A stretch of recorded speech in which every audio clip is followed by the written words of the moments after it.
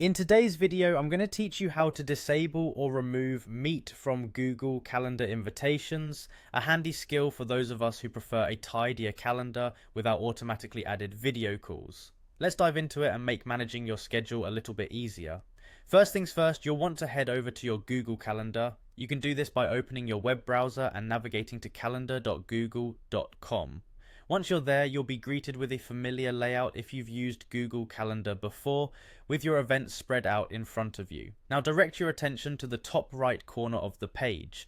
You'll see a gear icon sitting there, which is your gateway to the settings. Go ahead and click on this gear icon. A drop-down menu will appear and you'll want to select settings from these options. Doing so will take you to a new page brimming with all sorts of customizations for your calendar. On this settings page, glance over to the left-hand menu. Among the variety of options presented, look for event settings. Clicking here is where the magic begins. You'll find a series of options related to the default settings of your future events. Within event settings, search for the checkbox labeled automatically add Google Meet video conferences to events I create. This option, if enabled, tacks on a Google Meet link to any event you create by default.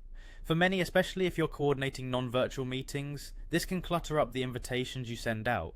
To keep things simple and clean, you'll want to uncheck this box. Simply clicking on the checkbox will ensure that it is no longer selected. One great thing about this modification is that you don't need to hunt around for a save button. That's because Google takes care of it for you. All changes are saved automatically.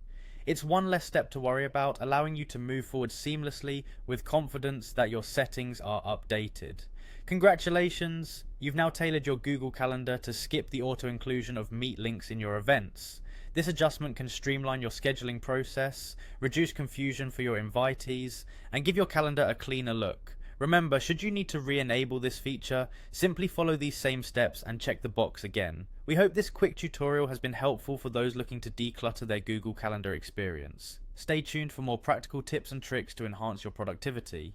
Thanks for watching, and don't forget to subscribe for more insightful guides.